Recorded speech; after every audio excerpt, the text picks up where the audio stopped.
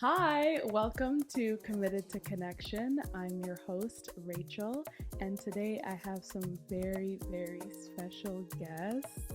My family.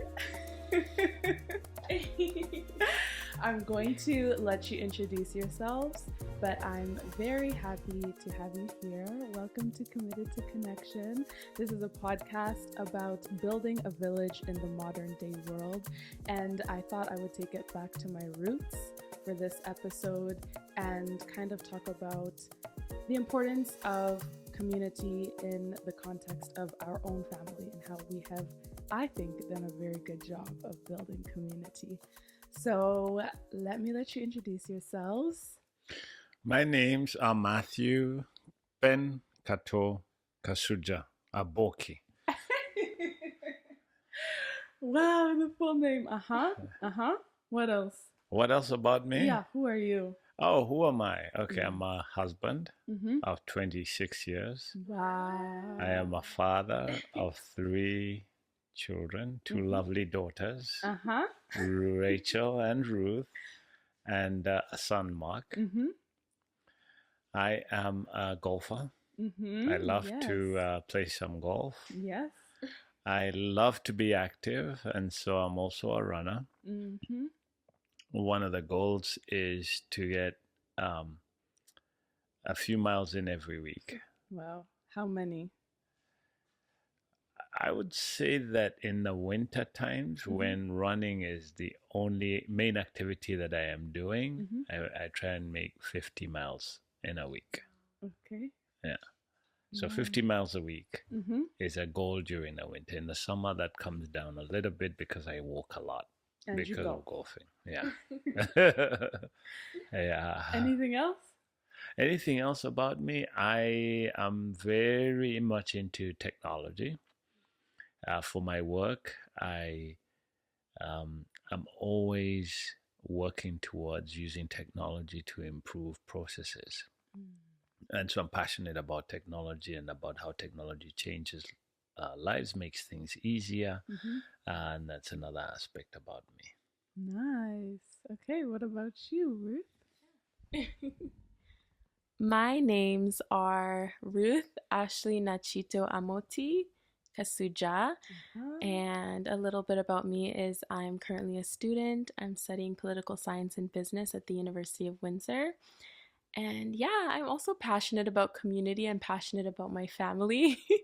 And yeah, that's a bit about me. I love that. And I think the first place to start is in asking you, Papa. I call my dad Papa. We call him Papa. How did you instill this value of community in your children, in the both of us? Because I think I saw it from a very, very young age. As I was reflecting, I was remembering how when we were younger, you used to tell us folk tales or read us books. Do you remember? Yeah. Narnia. So many. So many. Yeah. I think we started Lord of the Rings. I don't think we ever finished it.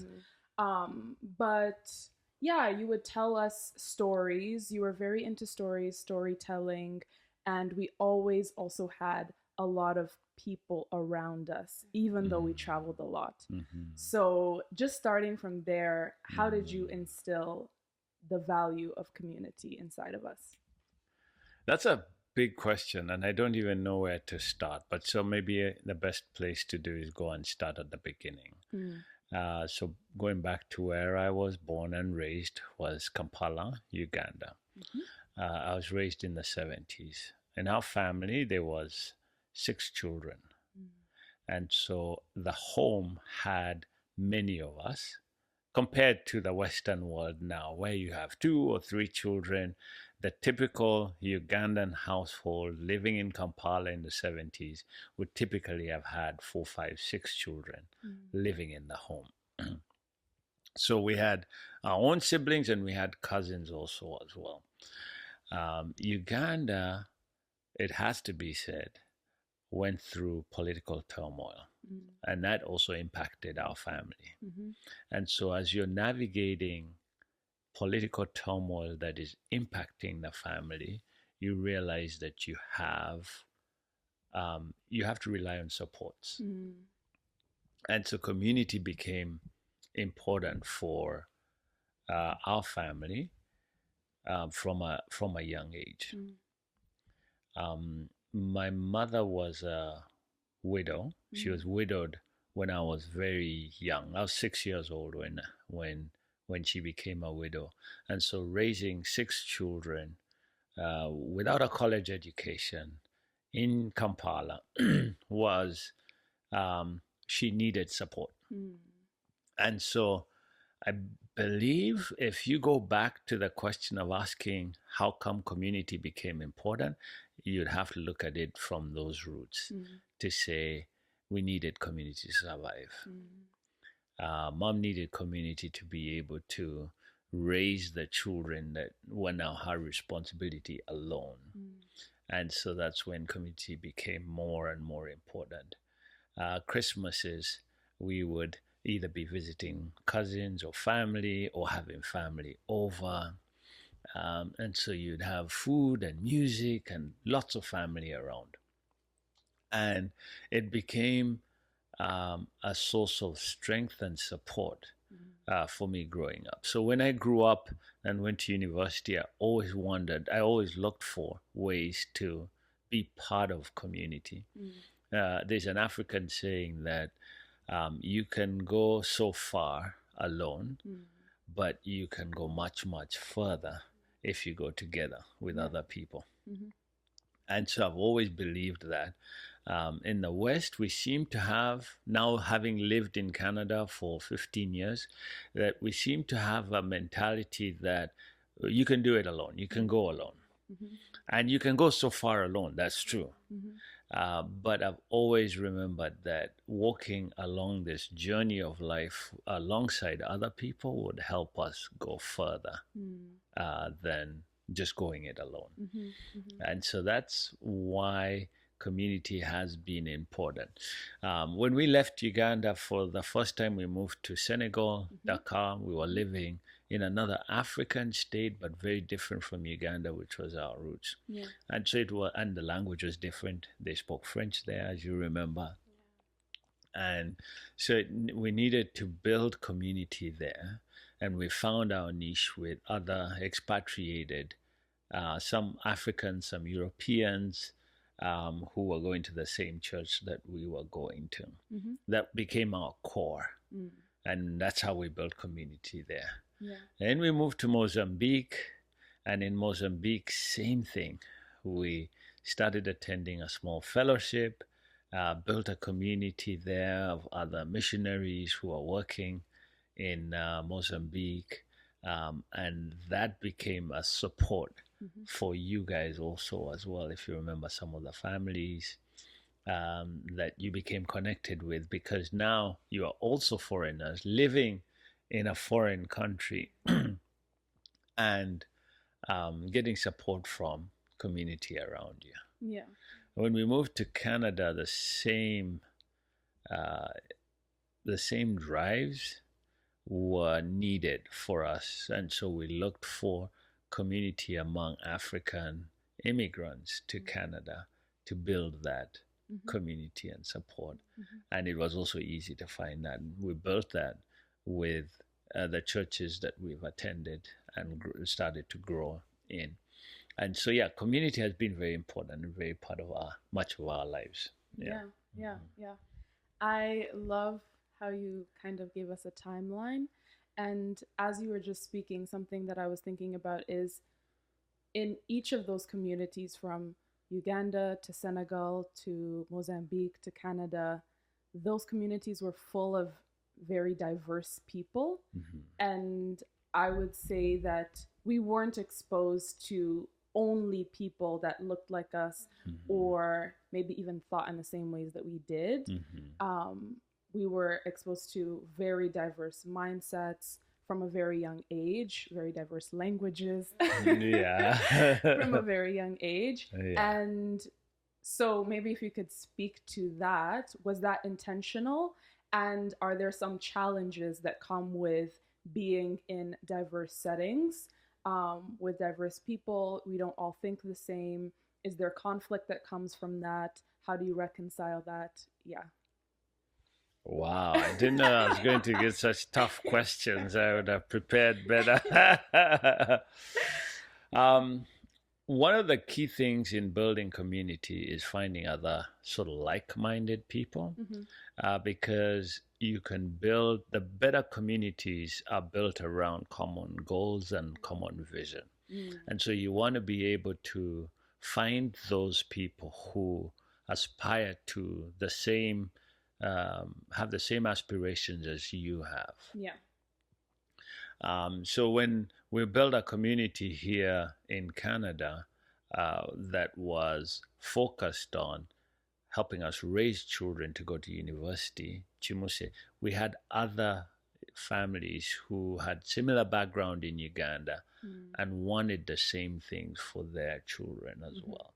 And so that was the driver for building that community. When we lived in Mozambique, for example, the community that we built around our time in Mozambique was focused around church and mission and reaching with a message of hope in Mozambique, which had also gone through civil war and strife like Uganda had.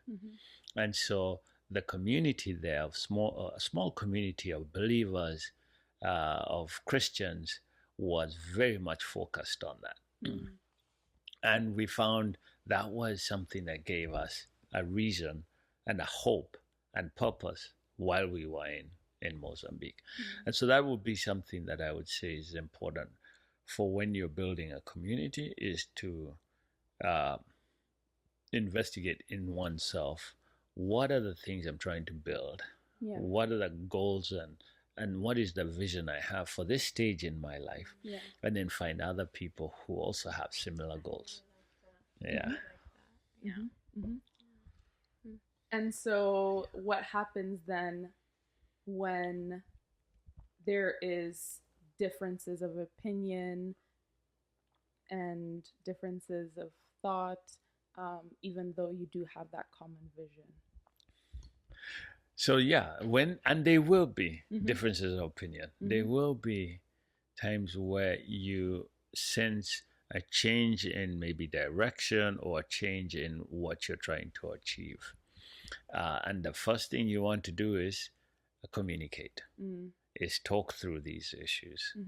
I won't go into the specifics, but there was a time when in one specific community, we started to realize that how we were doing things and the cadence with which we were doing things was just not working as well as we wanted to. And so we started dedicating some of our meeting times to try and map a way forward, kind of find direction for what to do next. And when you start discussing things about what needs to be done next and how we need to go forward, you'll always find that can be a place where there's conflict and there is sometimes feelings can be hurt. And so navigating that, communication is important, because people need to understand the heart with which everyone is communicating or speaking in order to be able to dialogue and reach a position where you can then move forward. So communication is key in that, in resolving and working through areas of conflict where one is pulling in one direction and others might be pulling in another direction. But I like how you started with talking about having a common vision and a common goal, because then you can always come back to that, right? Even when you see people are pulling in different directions, there is that thing that centers you. And then you can remind yourselves of that, of we all have the same goal here. We all want the best for each other. And so that kind of acts as like an anchor to bring you back. But Ruth, you were talking about how you love community and how you're very passionate about it. So I would like to hear it from your point of view of what that timeline was like for you of moving to different countries and being here in Canada now. Yeah. So for me, I guess I would say my memory isn't always the best. So Rachel a lot of times will say I have like very selective memory, which I kind of agree with. But yeah, I found that community was something that changed with seasons and changed in the different areas of my life or the different parts of my life. And so, I would go to elementary school and I would find a group or a community there. And then high school, I had a group and community there. And then university, there was a group and community there. And so it really did kind of shift, but there was always kind of this flow into each and every season. Um, but I will say what was really important growing up in the home was that family and that community. And it shaped me. It definitely shaped who I am today, and how I view family, how I view community, the importance of family and community, not only in my life, but also, the lives of those around me. So, yeah, I would say it also helped my social skills. Like, I can't imagine my life without people. And even in the society that we live in, that is so individualistic and is so, like, you can figure this out on your own, you can go further on your own. I can't imagine that because I've always grown up around such large amounts of people. Like, there was always people in the home. But yeah, it's interesting to even see my friends' perspectives and how like maybe they didn't have as many people around them all the time, and they're like, oh wow, like that is that is the situation for you. And I'm like, yeah, but I haven't known really any different. So yeah, I would say mom and papa kind of made it look a little bit easier than it actually was. Like, I didn't really see the hard parts of community until I began to form my own communities and realize the importance of communication, the importance of conflict in communities. So yeah, I feel like I really began to learn that, and realize that it comes with it. It comes with that community, and it's still just as important. Yeah, so. yeah. I like what you said about the fact that like this has just been our normal of like always having people in the house. Yeah. But how that has helped you develop social skills, which I think are very, very important. And so maybe Papa, if you could like speak to the importance of social skills and relational skills. I think that the way that society is moving, it's very tech heavy. I mean, you're very passionate about technology, very passionate about AI. But I believe that what is going to be most important is your relational skills, because your ability to communicate, your ability to speak with people, to regardless of where you are, that is going to be increasingly important with AI taking over everything else. So, yeah, maybe if you could speak to that. Where did your people skills come from? Because I do think you have great people skills. I'm always taking notes. Yeah. I would say I'm very much more introverted. I get that from my mom. But I would say that I am still able to navigate a conversation. And so, yeah, if maybe you could speak to that. So yeah, social skills and relational skills, I think we learn like anything that we do in life by exercising it. And so how do you learn how to cook?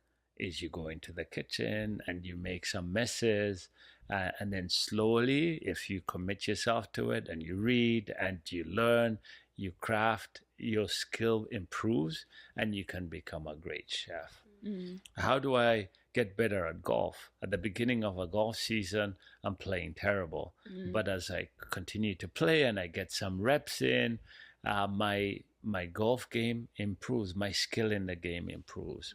It's the same thing with relational and social skills, that they are like a muscle. And as you work it, you get better at it. Yes, there is the personality types. And so social skills for someone who is extroverted might be easier than for someone who is introverted. But we still get better the more we exercise those social skills. And I'm also a little introverted. Really? My natural my natural comfort zone is where I'm more to myself. And I have had to work at interacting with other people. Earlier on in my career, I had a sales job, and that trained me to communicate with other people. When I first came to Canada, I realized communication skills, whatever the job you're doing, are important. And so I joined Toastmasters. And that trained me, to speak, sometimes off the cuff, and immediately start to communicate and speak to the ideas that were bouncing around in my head, in a safe environment with people who are being non-judgmental and who wanted your best. And so working that muscle has helped in terms of learning how to communicate. If I was to go back to my younger self, I would seek out these opportunities, because that's the only way that we can grow. That's the only way that we can improve our communication. That's the only way we can improve our relational skills. Some of what I did to learn this was kind of forced upon me.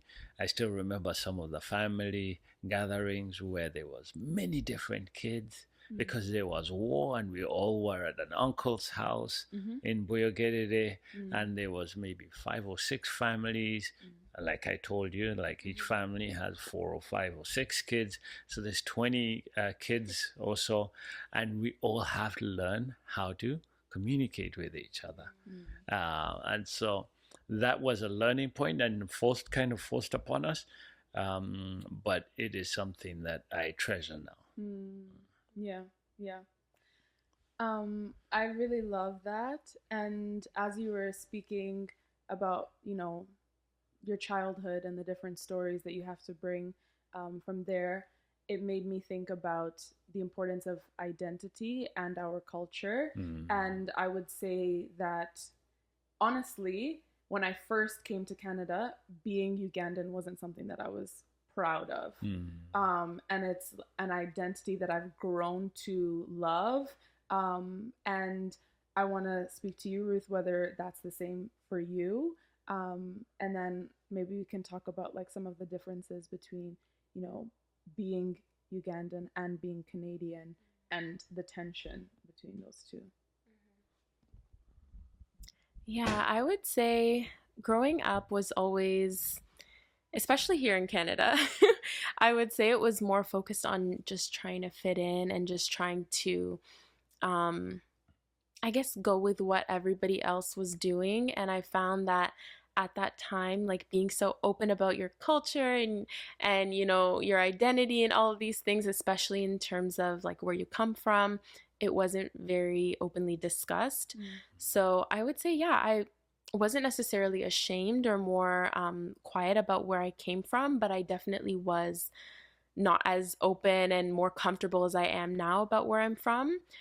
So it was difficult. I think it was also hard because you come here and you don't feel as, included or comfortable, and then you go back home and it's basically the same thing. Like you kind of feel like you don't fit in either or. So I would say that's where kind of the tension comes in, where it's like, where do I fit in then, and where do I find my identity, and is it possible to merge the two, or is it possible to, create something new because you're being told, like you don't fit in here, so where do I kind of mold myself? So I would definitely say it was a little bit difficult.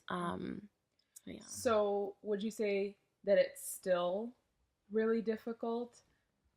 What would you say about yourself now in terms of your Ugandan Canadian identity?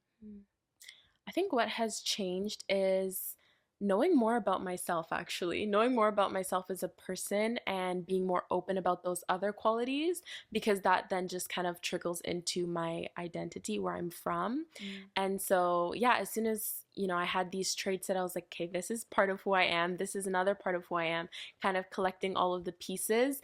It's just a part of who I am. And I found that there was kind of that merge. And there was this more okayness with, this is who I am and I love who I am, all parts of who I am, and everyone is gonna see that, like it depending on where I am, but everyone is gonna see that. So yeah.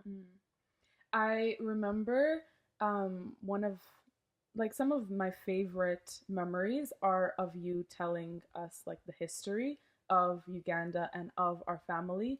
And more recently, I think we've started to talk about it a lot more and in more detail. What are your thoughts on, us being Ugandan Canadian, on our journey towards loving our Ugandan selves more?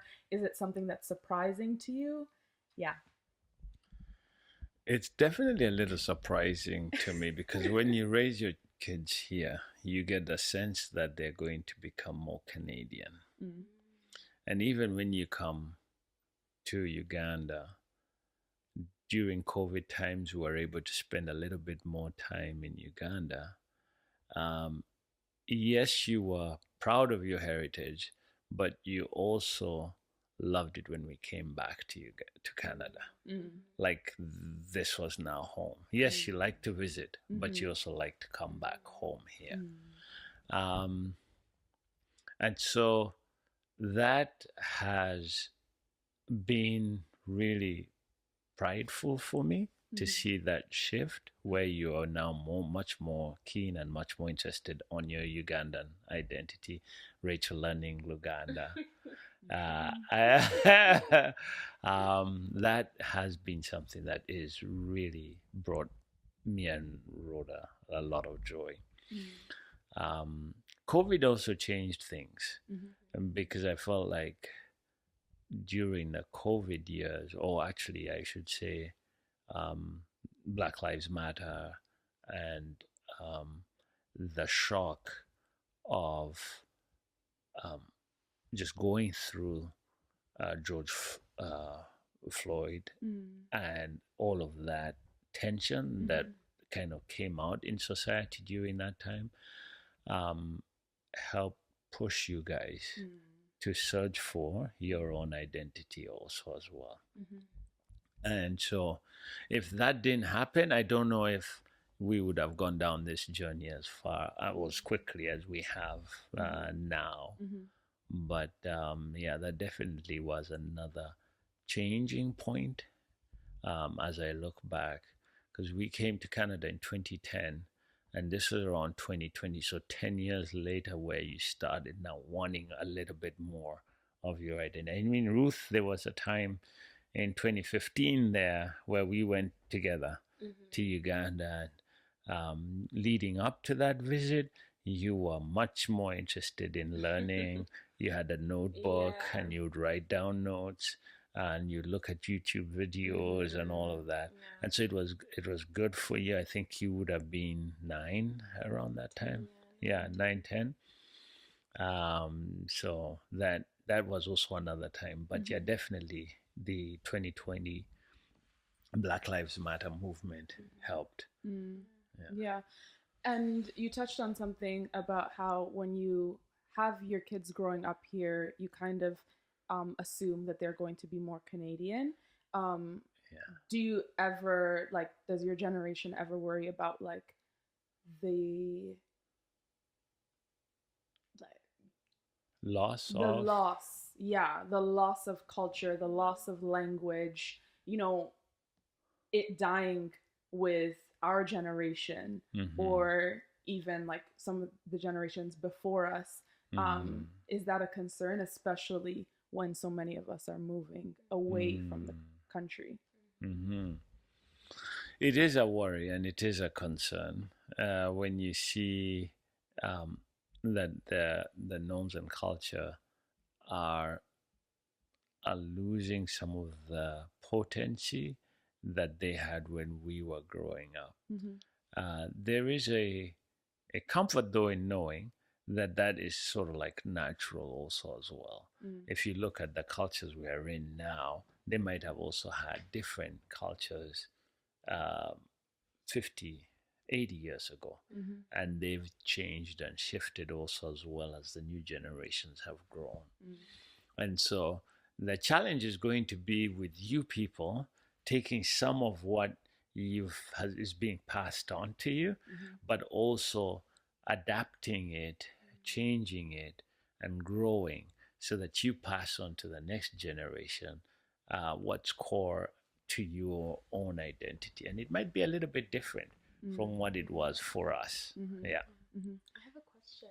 Yeah. Was that different from what was passed down to you? Like, would you say that you still have a lot of the core things that your parents passed down to you? So our parents grew up in, when they were younger, there would have been colonialism, and the dominant force was their culture. So my father was a Muganda, that's the main tribe among the Baganda, and my mother was a Mutora, and they were growing up would have been influenced a lot by the culture of their tribe. But they got married and then they started raising us up. They sent us to school quite early. Yes, we picked up the language from home and from house help at home, but English became the dominant language even in the home. And so even there, we were already starting to be a little different from the generations before us. There were things that in my teenage years I saw about the culture that I didn't think were cool. And I was rebelling against. Yeah. So, like for example, in the like with our parents' generation, you married within your own tribe. Yeah. You didn't. So you mistrusted people from other tribes. But when I was in my teenage years, I had friends who were from all over Uganda. And so even then I could start to see that the way they saw things, they used to say, oh, people from this part of the country are like this because they're different from us. And I could see, no, but I'm in a boarding school and I have people from all over Uganda and we're similar. So even then I was already starting to see that maybe their way of looking at things was not Bible truth. And I think the same thing will happen also with you guys. Is that as you walk your journey in life, you'll come to a point where you start to realize the things that maybe we said to you were tried and true might be a little nuanced in the way you take them. Yeah, I really agree with that. And I think that I see it specifically in myself with things like mental health and, some of the things that have been said or insinuated in African culture regarding mental health. And these are real things that, people are struggling with, that I really struggled with. And I would say in Western culture, there's more of an acceptance of talking about mental health. Even when I was learning Luganda, one of my notebooks was saying, one of the descriptions was feelings. And it said in the notebook that there aren't a lot of words for feelings in Luganda because there were a saying in the notebook. It was something that is supposed to be processed internally rather than communicated externally with another person. And so again, I think many of my peers, have felt rejection when talking about things like mental health. And so there is more of like a pushing away of African culture, of African identity, because there's a lot of pain that happened there. And so for me, I'm recognizing that and I'm seeing that, and I'm seeing how I don't think that we should throw out the baby with the bathwater, that expression, right? Of, I think like you're saying, there's a lot of beauty that needs to be captured and passed down in our cultures, but how can it be adapted? And so how can we have open and honest conversations generally, maybe not even just about mental health, but about like all the different facets of life in the context of our family and in the context of our home. And I think that our family is moving in that direction, where I see us, you know, having more open conversations, and there is like an adapting of our culture and things that have been passed down from your parents to you. You've kind of adapted it, and then it's been passed down to us, and we've kind of adapted it as well. Would you agree with that, Ruth? Are there any other examples of how you've seen us adapting the cultures or the things or the sayings that have been passed down to us?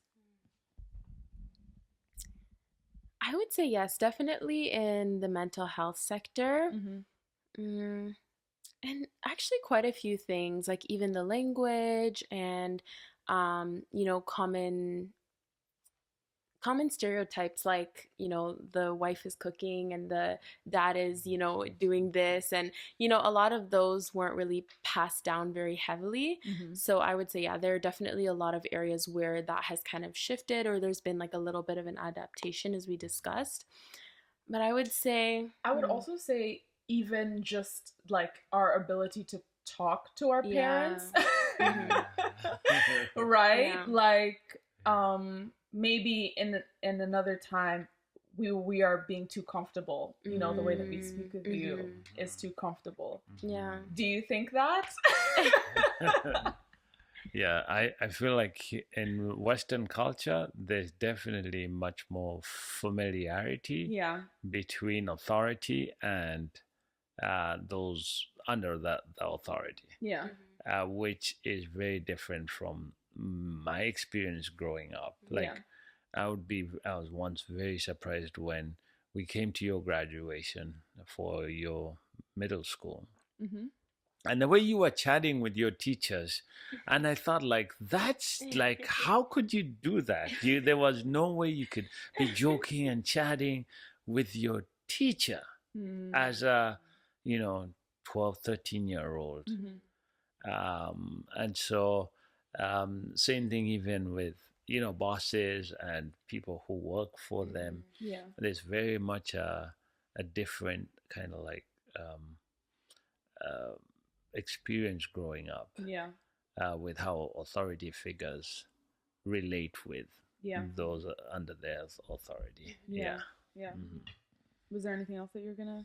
Yeah, I wanted to ask you, Papa, was there or were there ever discussions with your parents about how you're feeling or mental health in any way, or was that just not discussed? I can't remember any discussions like that. How you're feeling. If you're feeling sad, yes, you could. With my mom, maybe I would be able to say I was not feeling well. Is it a fever? Is it a stomach ache? But not in the sense of like feeling blue and not able to communicate, that kind of thing. That wasn't really discussed. And I don't know if there would have been a way to process that, perhaps. So yeah, that's definitely different in terms of our own experience and now your experience. Well, just in wrapping up the conversation a little bit, I would like to know how you envision building a village in the modern day world. And I'll say that that is the $1 million question of the reason I am having these conversations and kind of the journey. Yeah. Where is it? Yeah. Mom, is that the moth that was upstairs? Yeah. Okay. Wrapping up the conversation. Yes. Yeah. I don't know. The journey and the adventure that I'm on is how to build a village in the modern day world. And I would like to get both of your perspectives on that $1 million question. Is I think that it's still important to have it in today's world. I think that we are more lonely than ever. We are struggling with mental health more than ever. We are more isolated than ever and feeling unfulfilled. And I think relationships are a big part of that. And so, how can we go back to, you know, in the village where if you need something, somebody has you, take the kids to somebody's house and take a break. When a mother gives birth to a baby, then they have people that are surrounding them. When you're encountering loss, you are not alone, and people aren't just saying, oh, I'll give them space and let them deal with it themselves. So, yeah, in this modern day world, how can we build a village?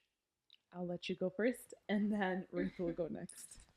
I think it's important to be intentional about the building the community that you want to build. And by intentional, I mean being really focused and investing in the relationships that you want to build. So I think that is going to be key. Relationships and community take sacrifice, takes pouring into, takes and not just expecting to receive, but actually giving. It's not always convenient. It's true. There was one of the communities that I was a part of. It was very big on. Yeah. Sorry, 1 second. Okay. Go. Yeah, so one of the communities I was a part of was very intentional in the sense that, and it is a biblical, it's a principle in the Bible that stated that whenever you come together, everyone has something to give, and everyone can receive something. I believe it's in one of Paul's letters. I can find that reference and share it with you. And it was a principle that was very much a part of when you went to a fellowship, that you didn't just go in to get fed, that you also contributed something to that discussion, or in serving in the ministry, or in praying for other people, that you actually went in with a posture of, yes, I will receive and I will be fed, but I will also give. And I've taken that to most of the communities that I'm building, to remember that the community will be as strong as what we bring to it. Not expecting just to receive or that others will bring to share that, but that we also will bring something to give. Yeah. Yes. Okay. So I just finished reading the book of Acts. I finished a plan in Acts, and it talks a lot about Paul's journey and mission and spreading the gospel. And in so many parts of the book of Acts, you can see how the church supported him throughout every single experience that he went through. When they were shipwrecked, when he was in jail, when he left jail, like you can just see the support of the church through prayer, through material giving, through like whatever they had, they gave. And he always encouraged them. He always just really supported them in any way that he could. And so I really will piggyback off of that, giving and not just receiving. But another thing that I will say is that I think, it's important to be intentional. It's also important to not just be intentional in community, but also to be intentional maybe before you get into community, if that makes sense. Yourself, because I think that a lot of people think they can just kind of jump in and, like figure it out. But I don't know, there's this saying that hurt people also hurt people. So I think it's important to work on yourself a little bit. It's important to build yourself up a little bit.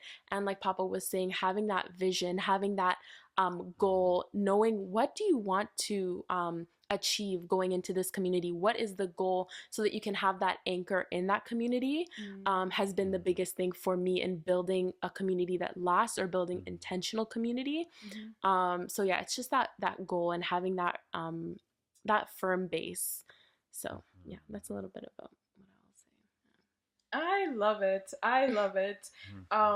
Thank you so much for coming on and for having this conversation with me. I think there are so many things that we could still unpack.